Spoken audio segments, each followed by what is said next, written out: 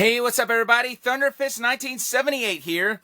I just want to show you guys a couple of instances where the Japanese versions of games have actually been hidden inside their American counterparts. Now, in some instances, you're able to readily access these games, like via a code or some such, but I found at least one instance where maybe they never expected anyone to be able to find it. Like maybe there is no conventional way to access the game. But first off, we're going to start off here. I know you guys can't tell what game this is because the label's torn, but this is Brawl Brothers for the SNES. I'm going to boot it up here just so you guys can see that this is actually the North American version of the game.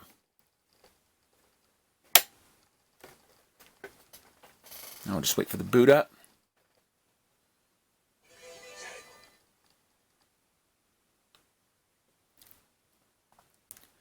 Now, it may seem like that logo was up there for a good while, but there is actually a reason for that.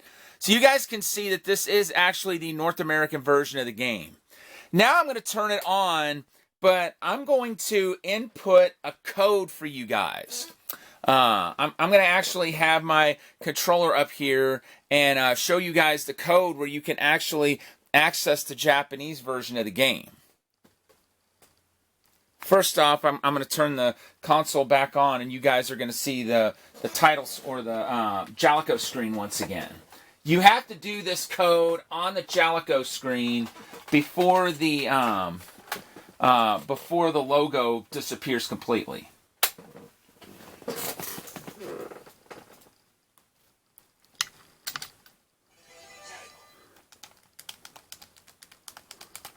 You just keep pressing BAXY in that order as fast as you can. Now, if you see this jumbled up screen, you've done it correctly. Press start, then we're going to press down 3 times to go to the options screen, and look at this.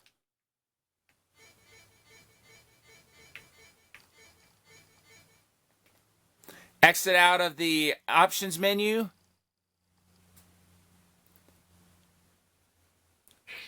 And boom. We're now playing the Japanese version of the game, which is Rushing Beat 2. I forget what the kanji says. You know, there are a few gameplay differences. The only downside to playing this on the North American cartridge is that it takes some time for it to load, possibly because it's on another part of the cartridge that the game isn't used to accessing. But, you know, it's largely the same game. You'll notice that Hack is now referred to by his name, which is Rick Norton, or just Norton as they call him here on the screen. But another big difference is that when you get to the second stage, the second portion of the stage, I mean to say, dude, give me a chance to get up, will you? I'll hit you while you're down. How you like that? Well, the second portion of this stage, a lot of people remember it being rather frustrating because you have to go through a maze. Like you go through portion A, and you have to find your way to portion D. But if you go straight through it, then you'll have to backtrack because you have to go through these certain entryways in the background. Well, in the Japanese version, that's not the case. You just go straight through it. Like you start off at A and you just fight your way all the way to D without having to worry about the maze. And there's at least one other area of the game that also has a maze mechanic that it's also removed, or that's also not the case with the Japanese version. So the maze mechanic is just something in the North American version. But if you don't want to have to deal with that, now you know the code to access the Japanese version and just play through those stages. Sorry, can't talk. Like a standard beat 'em up. Well, that's not the only instance that I found with something like that. Now we're going to turn our attention to the Sega Master System, because there is one game I actually found this one out by accident. First off, I'm going to show you guys the cartridge, so you'll know that we are playing. The game in question, by the way, is Kung Fu Kid. Well, that's what they call it in North America. I'm not sure what they call it in Japan. But here's the box. Show everybody the cartridge, so you guys can see that this is a legit North American Master System cartridge. And now I'm going to show you guys my Master System while I get everything else straightened up, so that we can prepare to power on the Master System. Where's the power cord? Just had the power adapter out here not long ago.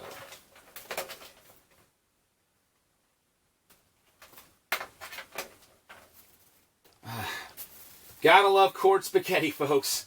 You gotta love cord spaghetti. Okay, that's not what I'm looking for.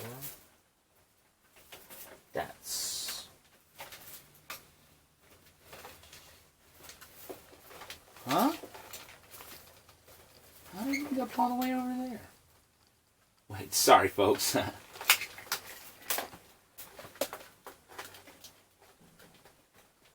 that the right cord?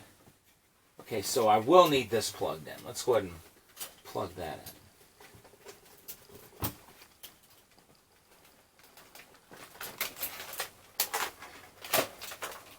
Okay. So, first things first, we're going to fire up the Master System.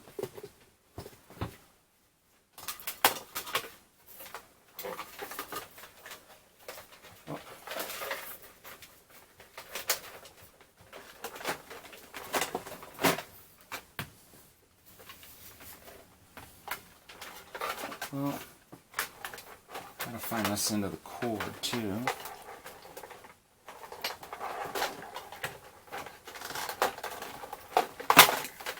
There it is.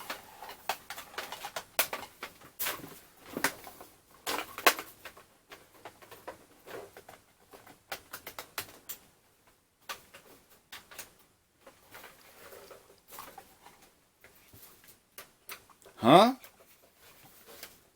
Wait a minute.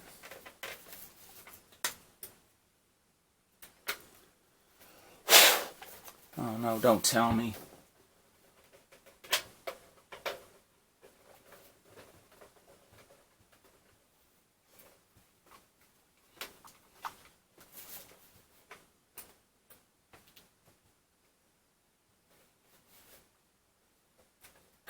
No, it's not getting power. Don't tell me my Master System's fried.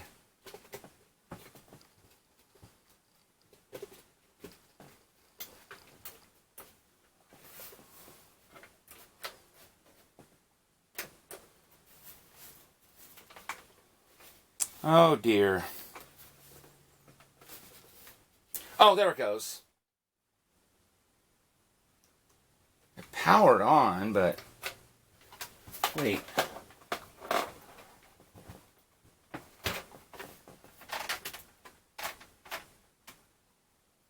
Oh. Would help if the VCR was on. Oh, guys, I would do that, wouldn't I? Give me just a second while I find the power cord for the VCR and get that plugged in.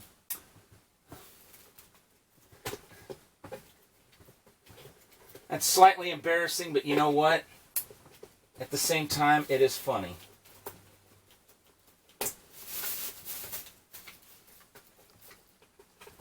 Huh?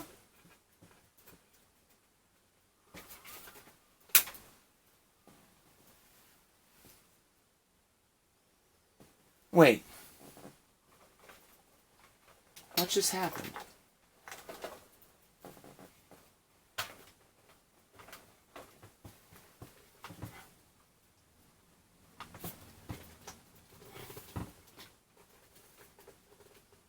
Hold on.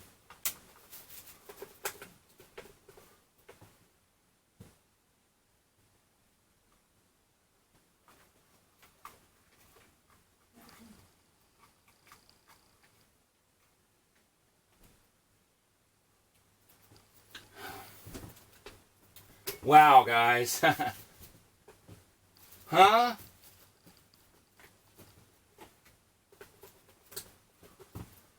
I don't know.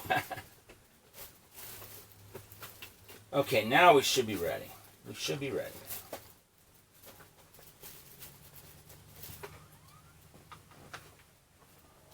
All right, now.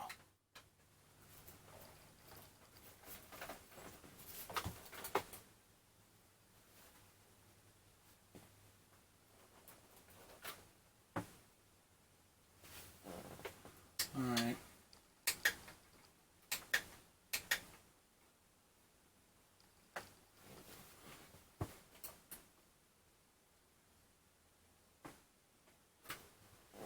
All right, that's strange.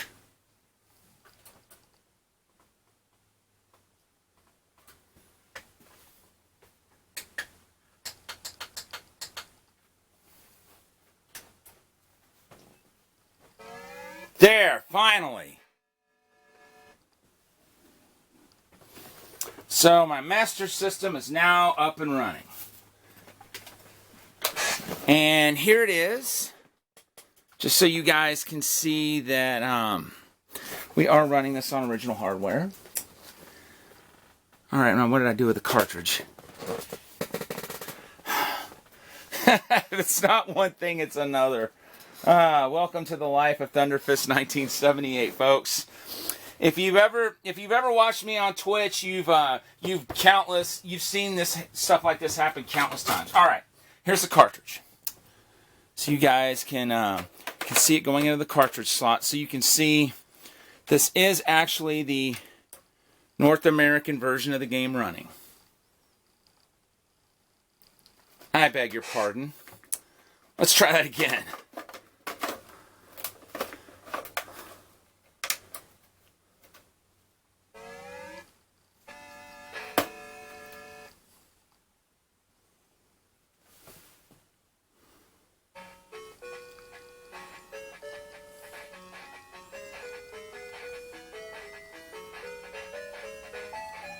Okay, now get a look at that title screen. It says Kung Fu Kid in English text. But now, we are going to transition over. We are going to play this on what is called a Retro Freak. Now, for those of you who aren't familiar with the Retro Freak, that is a console that takes cartridges and puts the ROMs from those cartridges onto an SD card. So there's no longer any need to have the cartridge around, provided it's a cartridge that works for it. Some of them don't, but most of the ones I've tried do work. But there's a handful of licensed cartridges that do not work for some reason or another. I don't know whether the console thinks they're bad games or what, but in order to play games from for Master System and Mark III on a Retro Freak, you do have to have a special adapter, and the adapter will plug into the Genesis/Mega Drive slot in the Retro Freak. I'm going to show you guys what the Retro Freak looks like in a second, and also the adapter that you're going to need in order to play Master System games on it. So here's the Retro Freak, and here is the adapter for it. It plugs into, I believe it's this slot here in the back. Yeah. And you plug your Master System cartridge in, like so. I know that kind of looks really awkward, but what the hey. So now I just need to get the HDMI hooked up, and we will be ready to rock and roll. And I apologize, folks. I thought this video was going to be so much shorter than it ended up being, but again, welcome to the life of Thunderfist 1978. All right, so now I'm going to go ahead and power it on, and the first thing you're going to notice, it's going to show the number of games that I have installed. And since this game is not installed on it, the first thing it's going to do, after it reads the cartridge, it's going to ask me if I want to install it, which we're going to tell it yes. Okay, so yes, we do want to install it. So as you saw, it played the ROM, the original North American version, as you would expect it to when we ran it on the Master System. But when you do it on a Retro Freak, that's where things get interesting. So first we have to wait for it to install the game, because right now what it's doing, it's loading all the games on the SD card. So apparently it doesn't, it doesn't read the SD card very quickly. It must have a really slow processor or something. But first, before it can even install it, it's got to read what's already on there, what's already on the SD card. Which I know it's like agonizingly slow. Okay, it's finally finished. So, and now we have to wait to actually, well, I don't know. Let's see if we can go ahead and run it off the cartridge itself.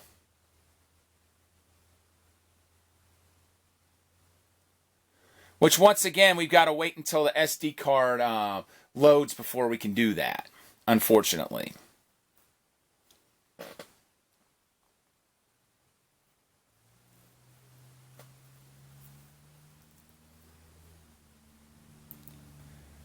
And I honestly did not expect this video to go so long at all. But hopefully the information that I've or the trivia that I've been able to provide here will make up for that. If that's the case, then I'll be happy. Okay, so it boots up Sega Mark III. That's what Japan calls what we call the Master System.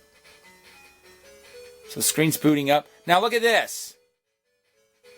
It's running the Japanese ROM, even though we have that same North American cartridge running in it.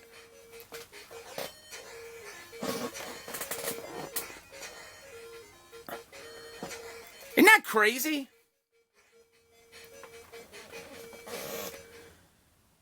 But yeah, so to my knowledge, more than likely there is no way to actually play this directly from the cartridge. Like, it's probably not accessible unless you have some sort of equipment to actually acquire the ROM off the cartridge. But if you do have something like that, the Japanese version's on there, and if you try to put this in a Retro Freak, that's what'll install instead of the North American version. Except, interestingly enough, watch what happens.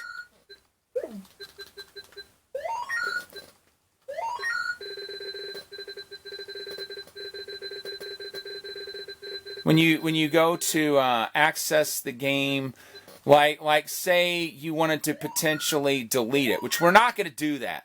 But look, it says UE, like it's the North American version, even though it clearly had the Japanese title screen. But those are two instances of Japanese versions of games hidden inside North American media. Thank you to everybody for tuning in, and hope to see you here on YouTube and on Twitch really soon. For now, this is Thunderfist 1978, signing off.